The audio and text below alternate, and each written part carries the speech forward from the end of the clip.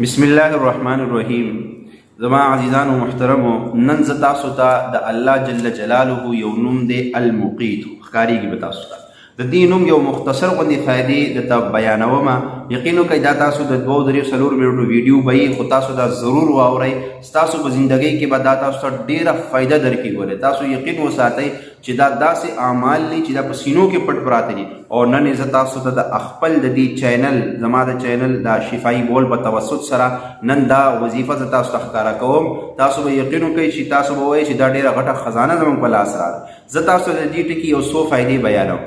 تاسو یو خالی پیاله واخلئ، کوب خالی پیاله هغه واخلئ. په هغه خالی پیاله باندې وپیري یا مقیت وپیري ووایئ، دم پې کوئ. بیا په دې کې اوبه واچوئ.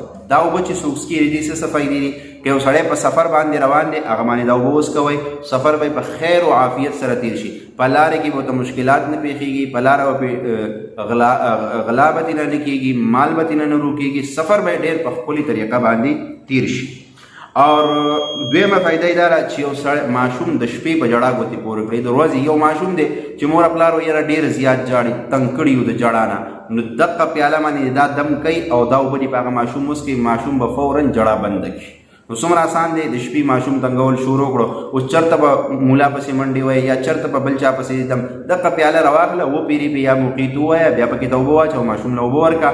ماشوم چې اوبه وڅکلې بس انشاءالله تعالی لږې وڅکي ډېرې وڅکي، خو چې وڅکلې انشاءالله ماشوم به پاک په ساتي، جړه بنده کړي اور روغ موټ بشي.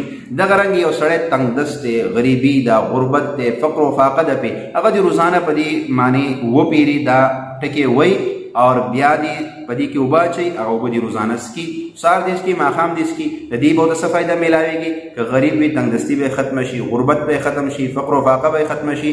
الله به په مال کې برکت واچي. خدای به ورله د غیبونه د رزق دروازې کولاو کړي. ګورئ اوس دا عمل مشکل دی، 2 سیکنډه پې هم نه لګي. ښه په 2 سیکنډه چې تاسو د غربت، تنګدستۍ، فقر و فاقه ختمولو دپاره نشي ورکولی، نو بیا چې کوم دی بیا سوچونه د مالدارۍ پرېږدوئ.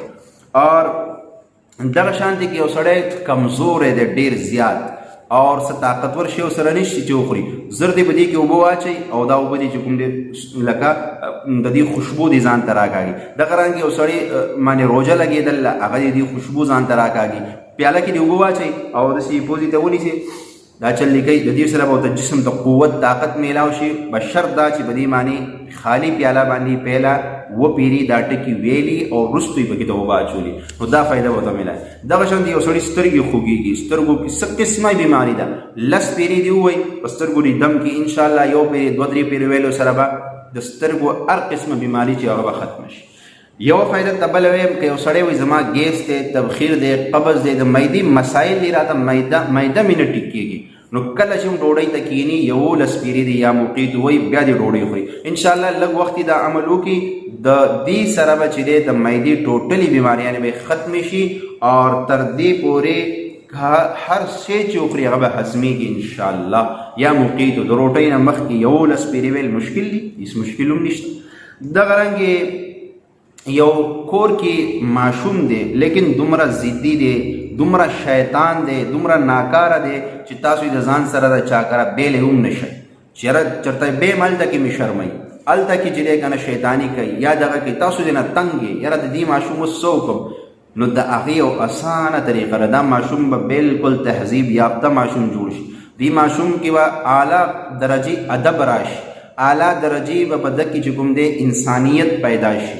خو که ورځې خو دا عمل وکړو اور هغه دا عمل لږ جدا دی، دغه ټکې ویلي یا مقیت ویلي، خو د دې تعداد دی 550 پیرې. 550 پیرې به دا ووایې اور په هغه ماشوم لای په جوشو باندې، په شودو باندې، په اوبو باندې، په شربت باندې دم کوي، هغه باندې هغه شی وخوروئ، وڅکوئ. یوه ورځ 2-3 ورځو پورې کول. ورځې وروسته به هغه ماشوم بالکل فرشته جوړ شي او ټول دغه به ترې نه ختمه شي. دا د دې ټکي یو څو فایدې وي زما عزیزانو، ما تاسو ته وښیلې. که ستاسو په زړه کې د امت درد وي، غم وي او تاسو دا غواړئ چې په امت کې موږ خوشحالیانې پیدا کړئ، د خلکو دپاره اسانیانې موږ خورې کړئ، مشکلات خو نه خورولې، نو بیا دا ویډیو چې دی صرف د خپل ځان نه پورې مه ساتئ، دا مخې ته خوره کئ. ډېر خلک به د دې نه فایده واخلي چې د چا مشکل به لرې شي او د هغه زړه نه به موږ ته دعا وخیږي. نو اصل شی دعا ده. ګورئ چې د خلکو پریشانیان یې لرې کوو او د هغو د زړه نه دوا اخلو، حقه دعا به په قدم قدم زموږ په کار راځي. او د دې سره آخري وینا مې دا ده، زما دا چینل شفایي بول که تاسو داسې بهترین قسم وظایف کتل غواړئ نو په یوټیوب باندې شفایي بول چینل تاسو سبسکرایب کړئ. انشاءالله وقتاً فوقتاً تاسو ته د دې نه بهترین او اعلی وظیفې مخکې م ورکړي دي، وروستو به م ورکو. تاسو ترې فایده اخلئ او زما د ټولو وظیفو تاسو ته اجازت دی انشاءالله. السلام علیکم ورحمة الله وبرکاته.